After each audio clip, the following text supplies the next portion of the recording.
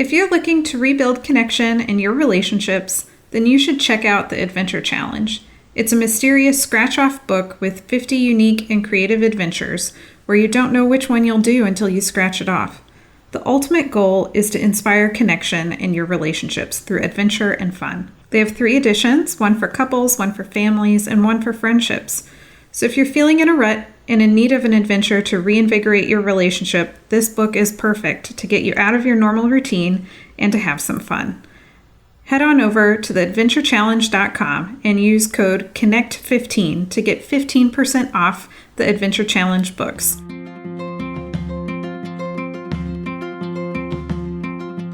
Welcome to the Communicate and Connect podcast for military relationships with your host, Elizabeth Polinsky, a military marriage counselor. If this is your first time listening to the Communicate and Connect podcast, please take a second to go rate, review, and subscribe to make sure you get all our future episodes. We also really want to know what it is you love about our podcast, and if for some reason you're not loving it, we want to know that too, because we're committed to providing the best quality content to help you improve your relationships.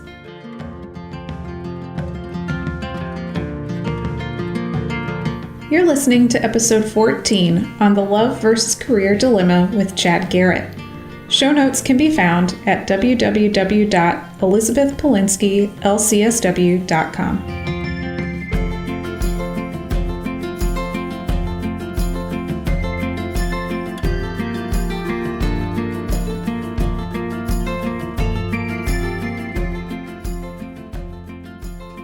Welcome to the Communicate and Connect podcast for military relationships.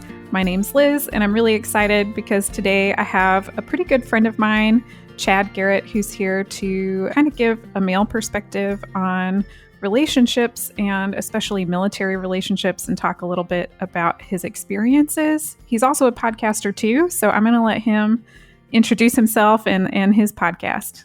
Well, I am so stoked to be on your show, Liz. I know that whenever we were first sitting down and talking about helping you start this thing up and helping you build out your ability to do remote interviews like we're doing right now, that was a lot of fun. And I'm really excited that I get to help you build out this, both behind the scenes and now actually getting to be a part of the podcast. So thank you so much for allowing me to come in and be a part of this. As you said, I am a podcaster myself. I actually own a podcasting company called Forerunner Productions, and we produce a network of podcasts. Right now we have 3 shows. The first one being a show called The West Meadow Show, which you will soon be making an appearance on, and I'm so stoked to be able to have you on that side of things. The West Meadow Show is a group conversation where we take varying ideas and perspectives on life and different topics of culture. We talk about them. We sharpen each other with our ideas. The second show is my solo show, the Chad Garrett Show, where I talk about anything that tickles my fancy. I try and gear it towards motivational empowerment, leadership development, and spiritual readiness. But we also do deep dives into things like Greek philosophy. We just did a series on the Greek philosophy aspect of anacyclosis, which is called, we know it now as the cycle of regimes. I will soon be doing a series on C.S. Lewis's Screw Tape Letters, so I'm super excited to dive into that. And the last show that we have is an interview-based show, and the head host of that is my senior producer, Andre Denault, and he sits down with influential people in our culture, both on a local level, a regional level, a national level, and an international level when we can find them, and figure out really just what makes them tick. The first episode of that, I got lucky enough to be interviewed for that piece. So if you want a different side of me than the relationship side, that interview will be a great place to get to do that. Again, that's Forerunner Productions for those of you that might want to check that out. Yeah, and we will include the link to that in the show notes. Maybe we can start off with the fact that you're in the military. Yeah, this is true. Do you want to talk a little bit about, I don't know, the branch you're in or your experience with the military or anything about that? Of course, of course. So I am also, in lieu of owning my own media production company, I am also active duty in the United States Air Force. Whenever I signed up to be a special operations guy. So I was going to be what is called a tactical air control party member. That didn't work out. And so I am now a client systems technician, which is a fancy way of saying Air Force Geek Squad. Geek Squad. I like that. That's a fun name. So I feel like you should have T-shirts. Air Force Geek Squad. If I could get away with it and make that a new uniform, I would. Pocket protector and all. Yes, I love that. Yeah. So maybe we should also tell people how we know each other.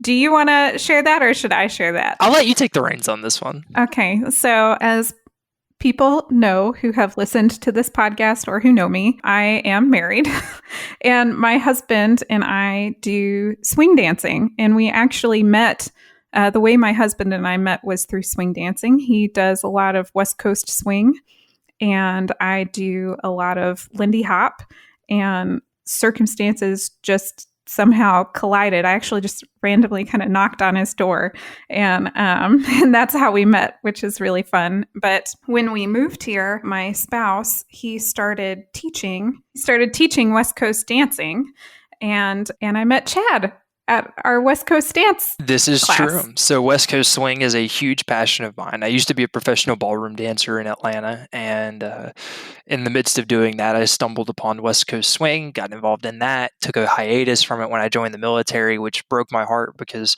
and it wasn't an intentional hiatus, it was just because there wasn't a lot of dancing whenever I moved from San Antonio to Biloxi. There was a lot of dancing in San Antonio. I was very, very blessed that the year that I spent in San Antonio after basic, I was able to start dancing pretty quickly. So then I moved to Virginia. When I moved to Virginia, I got plugged into the West Coast swing community here.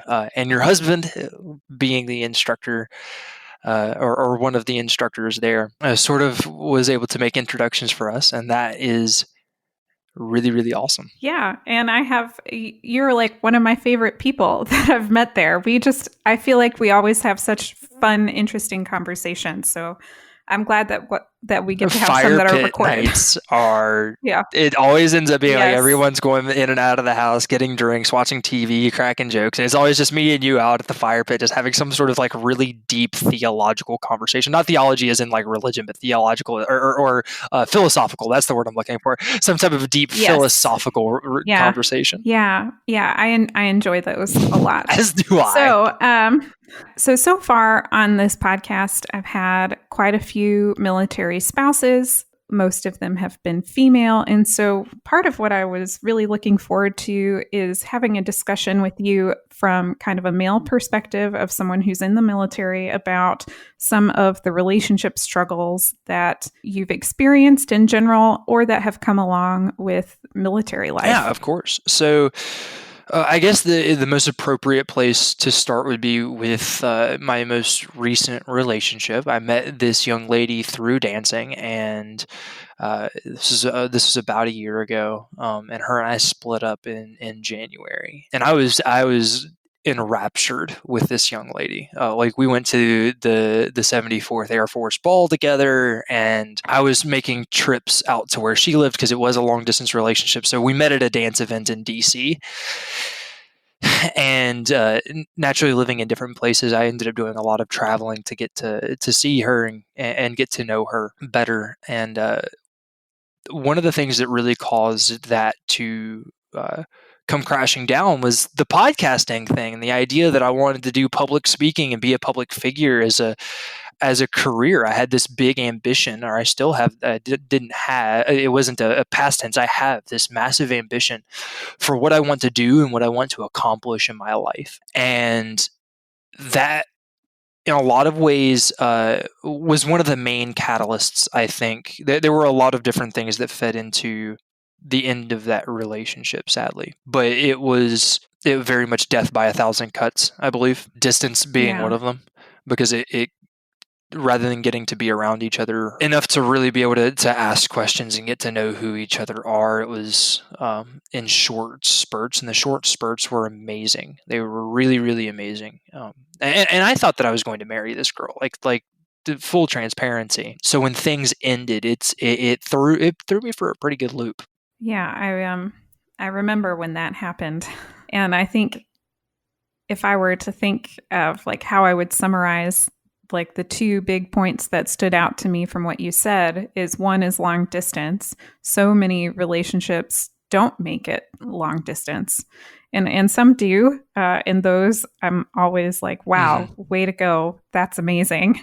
But long distance is very challenging. It's very hard because I think especially at the beginning stages of a relationship, you have to get to know each other and you have to be able to share these intimate details about your life to form that strong connection. And it's over time of doing this consistently and being able to be there for each other that people develop these strong bonds in order to progress towards marriage. And with long distance, especially starting off that way, it's so hard to have those. And I feel a bit conflicted about it, about the distance thing. We have all of this technology nowadays that should let us be able to connect with our significant other across long distances. There were nights where myself and this young lady would fall asleep together on like a Skype call because we just didn't want to hang up the phone. And just super sweet and sappy stuff like that.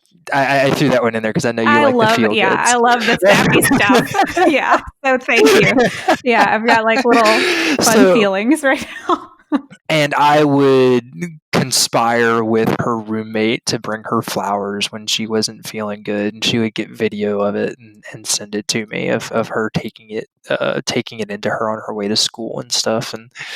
And there were all sorts of ways to use mutual friends and like I said before, especially technology, to connect. And when you look back at the period, say, let's take the 1940s, for example, in World War II, I mean, it doesn't get much longer distance than actually being across the pond, or worse, being across a country and then an ocean the size of a country on a bunch of little islands or a boat. True statement.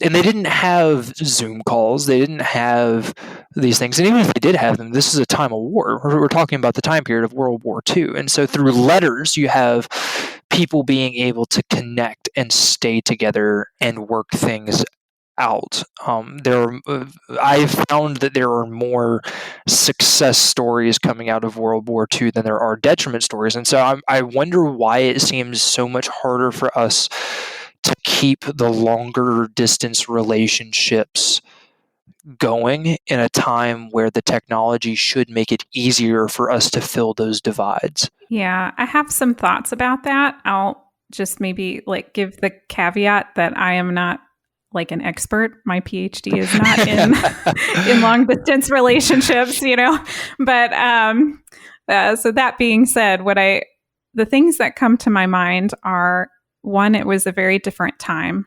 And so sort of like the availability of partners wasn't as frequent. Like I could, if I end a relationship now, I can get on Tinder or whatever other dating app. I could get a professional dating service to match me up with someone, or I could just go like walk out to a brewery if you can find one open during COVID, right? And meet somebody. So the ability to meet a suitable partner, I think, is higher and easier for people now than it was then. And it's also a little more appropriate.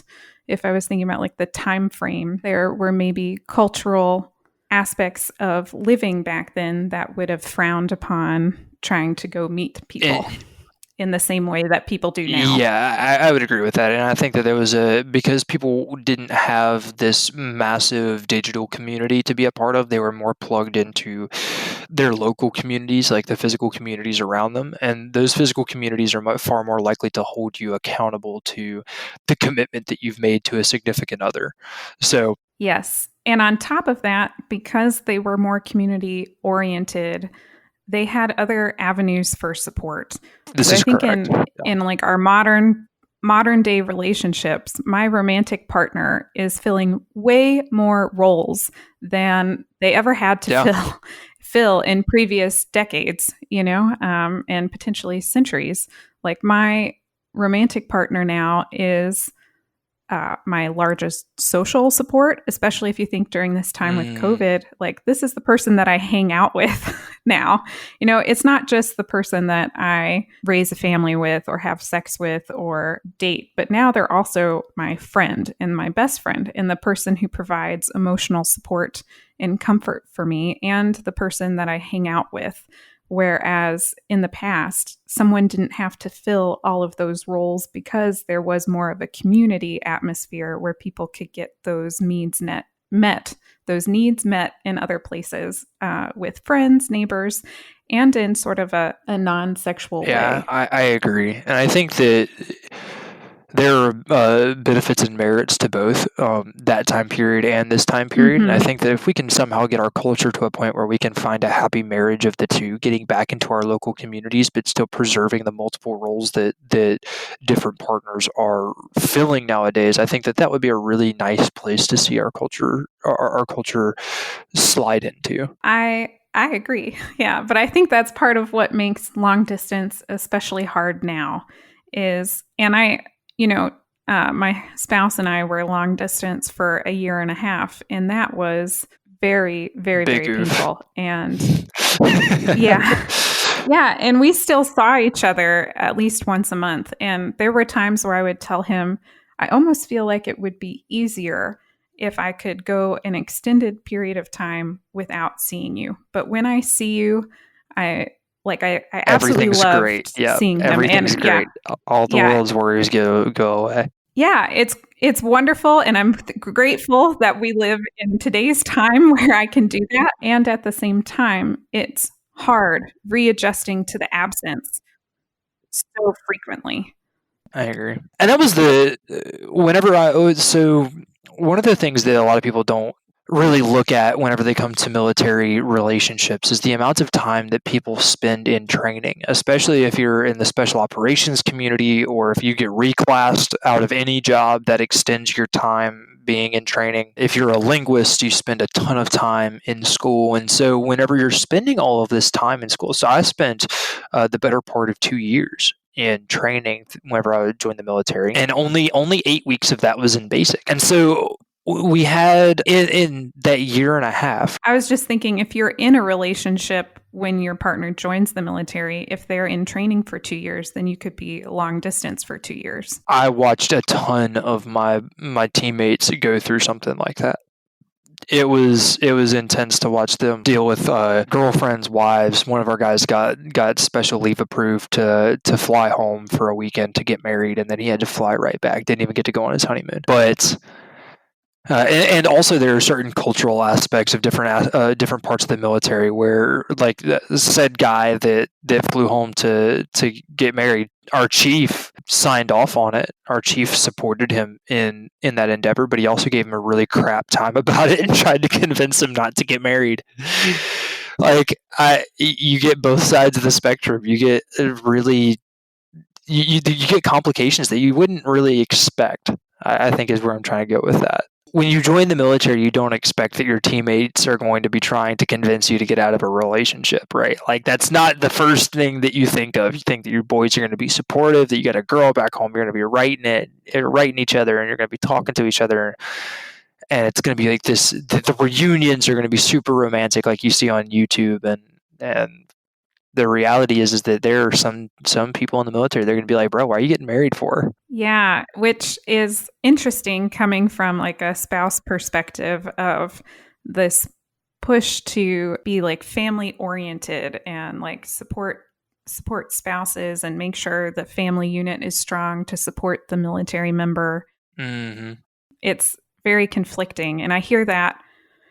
That's not the first time I've heard someone say that. Couples coming to work with me or individuals coming for individual therapy, they'll often talk about how there are people that they work with who they rely on for support, right? That's where they get community, and their community is maybe is not being supportive in the area of a romantic relationship or family life. Yeah, I completely agree with this. From another perspective, that you spend so much time at work that if you are not engaging with those that you work with in a community type aspect, you're doing yourself a disservice, because you're around those people almost more than you're around your actual family.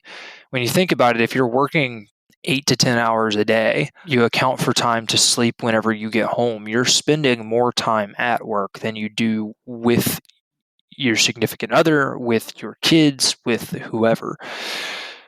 And that takes a toll on you, especially if we go into the perspective that you were going into with your husband about that's your main support role and social role, especially in the times of COVID. And if you're spending the majority of your time away from that individual and you're choosing not to engage in a community type aspect with those that are around you, or if that community is toxic, which is, I think, worse in my opinion. Absolutely.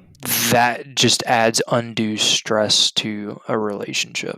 I 100% agree. Like, we all need a sense of community. And while I do think that my romantic partner should be my primary support system, it really can't be the only one. Yeah. Everybody needs a sense of community. And you're right, especially in the military and the service member, being there so often at work, especially if they're very work oriented and wanting to progress in their career, they develop these really strong bonds and relationships with their coworkers. And that can be a great source of support as long as it's a conducive environment and not toxic. If it is a toxic environment, then it may actually cause problems for mental health, or it may cause problems in the relationship. I'm going to speak from a personal perspective here, but I'm sure that there are plenty of men that can relate with this, and that is that I'm Mr. Fix-It in a relationship. I go into a relationship. There are other men that have this the same perspective. There are times where women don't want to be. Don't want to fix the problem. They just want you to listen. And as Mr. Fix-It in the relationship, if you don't come to me at the beginning of a conversation and tell me, I just need you to listen, then I'm going to try and fix the problem. And I would start trying to formulate issues, and oftentimes that just adds stress too. And so when you compare the long work hours and the amount of time that is spent away, and as you were saying, trying to be a support system and trying to have this perspective of Mr. Fix-It, like, guys, we're not superheroes. And ladies, your spouse isn't a superhero. Well, hold up.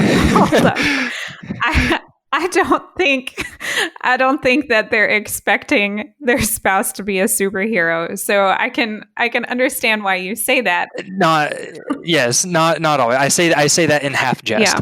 It's not just men. This happens all the time with the couples that come see me for couples therapy, is that one of them is person Fix-It, Mr. or Mrs. Fix-It. It's not always the guy. Right. Yeah, it doesn't always. I agree with this. It doesn't always have to be the guy. Sometimes that's because the partner A is not sending a very clear message about what they want, and that what they're looking for is support and comfort. And sometimes the one spouse could be sending a pretty clear message, but the Fix-It spouse will sometimes feel overwhelmed by the emotional expression or by the idea of providing support to partner A. And I find that a lot, is that fixing it is either coming from not understanding what the partner is actually asking for, either because they didn't explain it clearly or it got mixed around in the communication somehow, or because it's overwhelming. It's easier to fix it and move on versus comforting, especially when people grew up in families that didn't talk about emotional experiences or they didn't show comfort. Even more so if there was abuse in childhood and they there was no one there to comfort. They may not have learned what comfort feels like or how to comfort others. And almost always, I want to say like 80%. That's not like a researched statistic number. That's just like my gut feeling.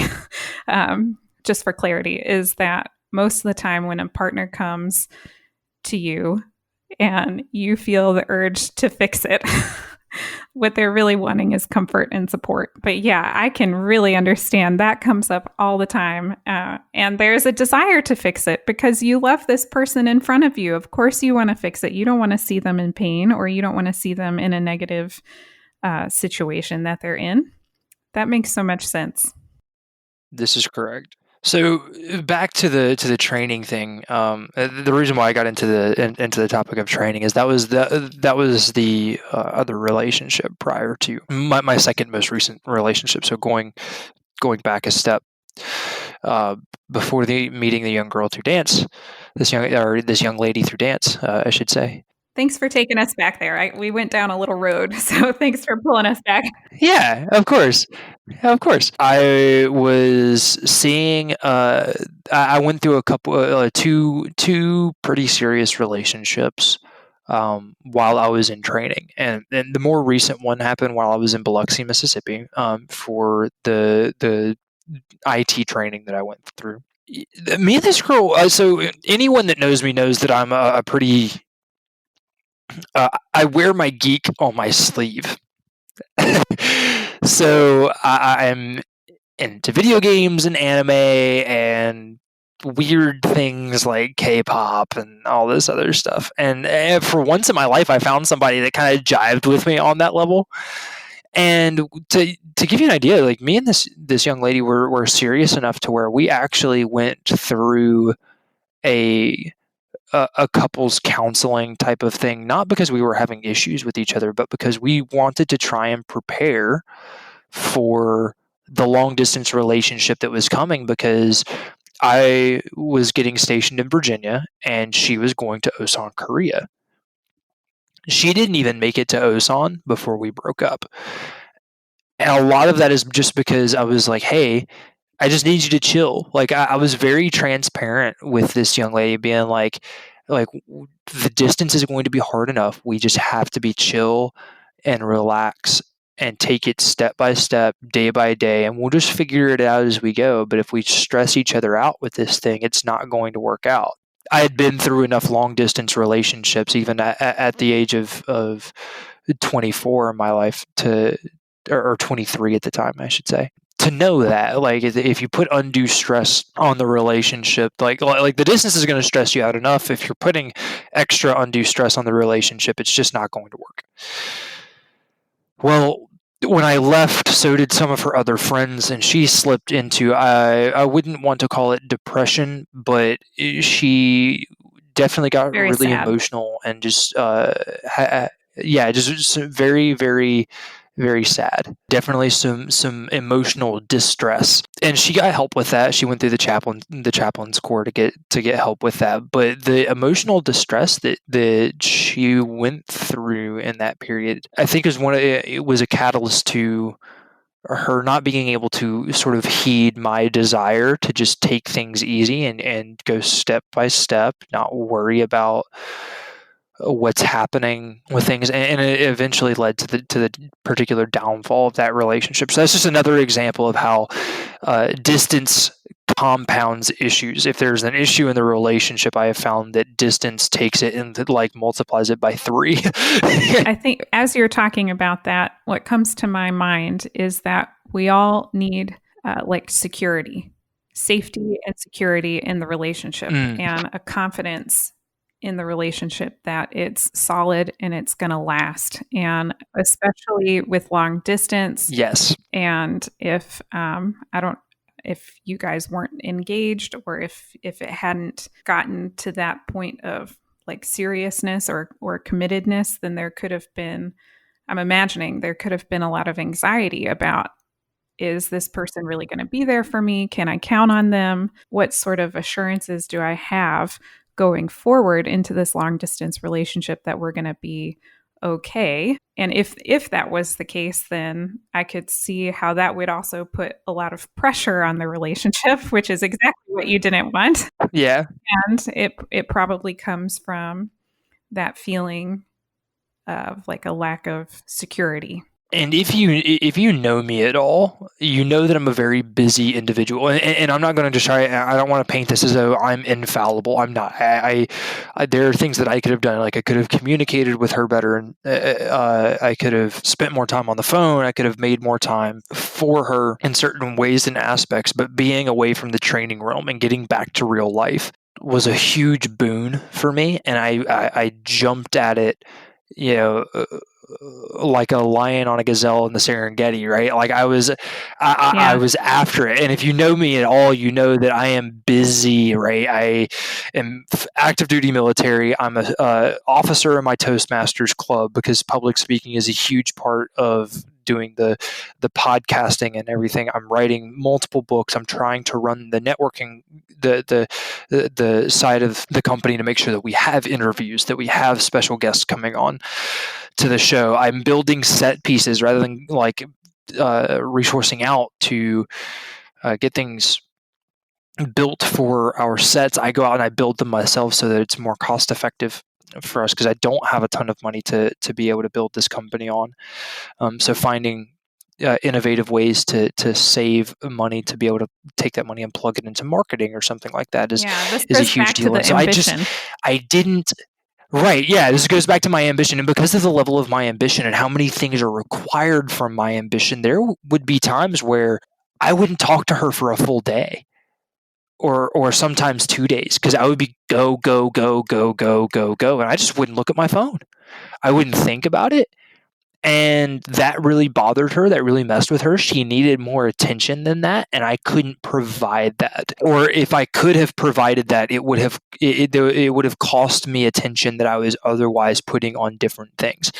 And so I did not prioritize that relationship, and that was that was my fault. Like that was completely my bad. Whenever you're in a relationship with someone, I do believe that if you have a lot of things going on in your life, it does behoove you to take time to take a step back from them and focus on your significant other. And which is one of the reasons why I think it's actually beneficial that I am single now, that it is a good place for me in my life because of the level of ambition that I have and the things that are happening in my life. I don't believe that I would have the capacity to, I would have to make sacrifices somewhere. Either I would be sacrificing my attention on my significant other, or I would be sacrificing my attention on my ambition. And neither one is beneficial to where I'm at in my life right now. Yeah, I can understand that. I think that's why a lot of people wait until later in life, until after they've kind of launched into their careers to find serious relationships. I agree. And I think there's this, it's really interesting to me that there's this sweet spot. There's this sweet spot in your life that goes from about the time that you're 16 till you're about 22, where if you find someone that you think that you can grow with, that you think that you want to marry, I think that that's a good place to get married at. And you don't have to get married in that time span, but meeting the individual that you want to marry, I think that that's a good place because you're young and you're both still growing. And if you find someone that you can grow with, I think that that's one of the most important elements to a relationship because you're both going to change over time, whether you want to or not. And so you have to find someone that jives with you on a level of growth. I would maybe say that's probably important at any age that you're in a relationship. Correct. Like even if you're in your 40s or your 50s or your 60s, having somebody that can grow and change with you, who's not so rigid in staying exactly the same, but who's open to change and movement with you is really important. And if you disagree with me, you feel free to push back on this a little bit. But I find that in that time period between like that 16 and 22, we're naive enough to not realize what the struggles of life are like that are ahead of us and how stressful it can be trying to figure out what direction you want to take your career path, getting established in whatever element of business that you're doing so that you can actually eat because food is important. Mm-hmm. Yes. So is shelter.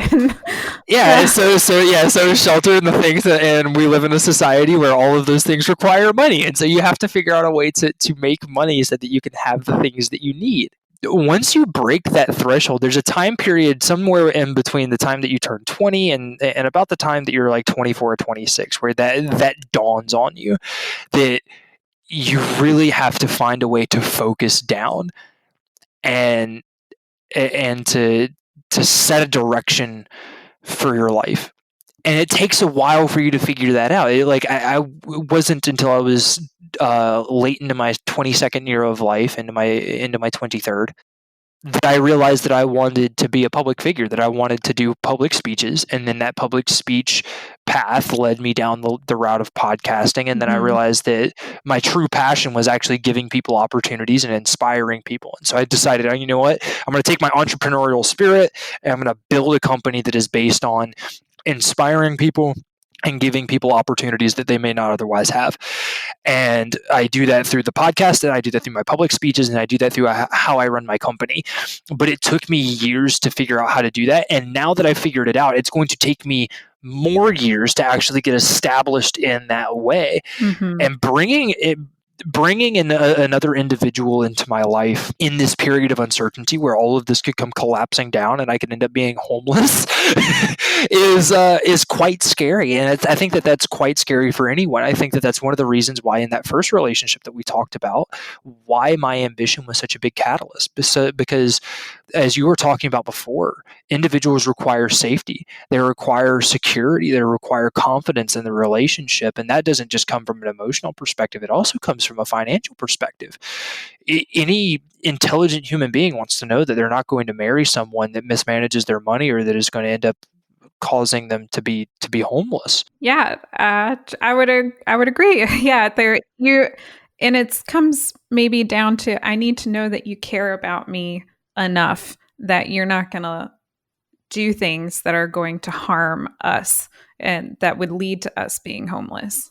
Right. And I'm the type of individual where if things started, I might give up on an ambition sooner than I would otherwise if I'm in a relationship and I have to take care of that other person. I'm a hopeless romantic, and I'm a firm believer that chivalry isn't dead. And so because of those things, I make a conscious effort when I'm in a relationship to go out of my way to try and provide those types of securities, and that often contradicts with the ambition and the direction that I want to take my life. Yeah, you only have so much energy that you can place in any spot. And so I think people can be very ambitious and career oriented, but you're right. If I have a relationship, some of that energy that would have been spent on my career is going to a relationship. And if it's not, if one of those is getting zero energy or very little energy, not enough to support it, it's going to flounder. And it's okay to prioritize, like over the course of life, like sometimes you prioritize work and then you prioritize a relationship, or down the road, you might prioritize kids, but you couldn't let the relationship flounder, or else it's very unlikely to have good outcomes. Right, and that you hit on a couple of things there. When you have kids, I think that it is important that you put emphasis on those children, but never at the expense of your relationship. Children that are raised in a household where the husband and wife come first, and then the child gets to see that love and affection and grow in that, are healthier typically than kids that are given whatever they want and they see their parents' relationship fall apart because they have somehow become a type of divide. Yeah. And kids pick up on that, right? Whenever this is one of the other things, whenever you're picking a significant other, one of the first things that you have to establish is, do you want kids? And if so, how do you want to raise those kids? Because if there's a divide in that is going to cause immense amounts of stress in your relationship. Yeah. So I actually do have a research point to slide in here about this topic. Nice. Yeah, is that oftentimes when couples first have kids, their life sort of shifts to focusing on the kids. And it is, you do have to pay attention to your kids and take care of them, but they may over focus on the kids and not focus enough on the relationship.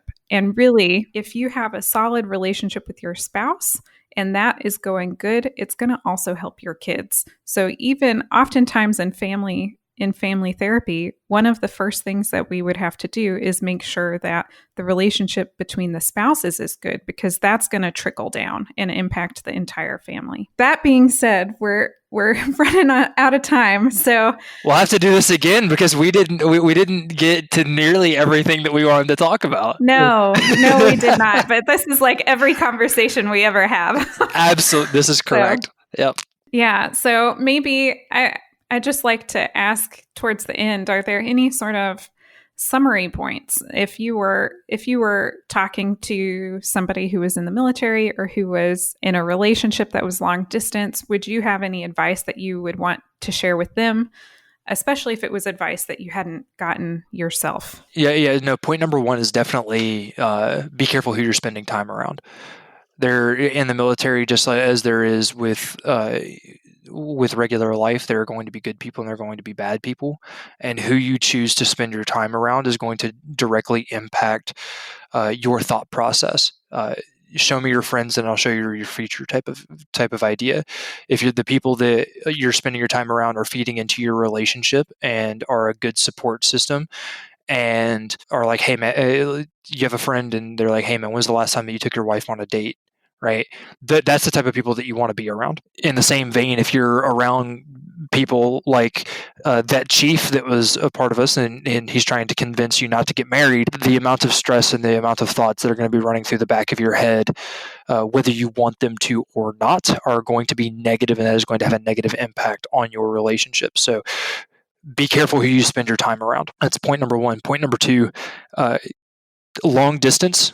Whether it's because of a deployment, whether it is because of TDY or restationing, whatever it might be, is going to take any issues that you have, and it's going to multiply them by 3 times, 4 times, maybe more. If you're going into a long distance relationship from a dating perspective, be extremely transparent and over communicate, so that you know exactly what to expect.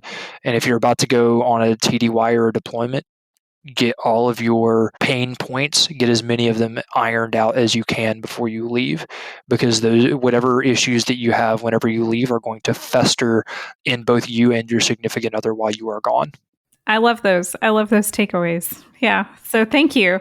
And thank you, Chad, for just being a guest on this podcast, sharing about your story. I have really enjoyed it. And yeah, I'm also looking forward to doing this again with you at some point. Thanks for having me.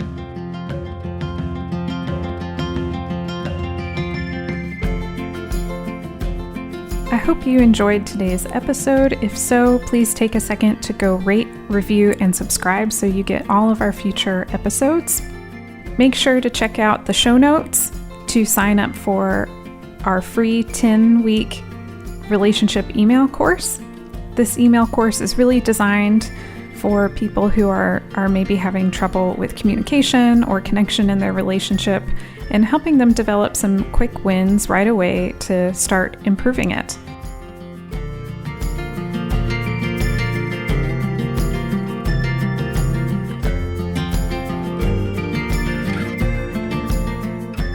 While I am a therapist, this podcast is for educational purposes only and is not considered therapy. And it should also not be a replacement for therapy. If you think you need a professional of any kind, you should definitely go find one. Until next time.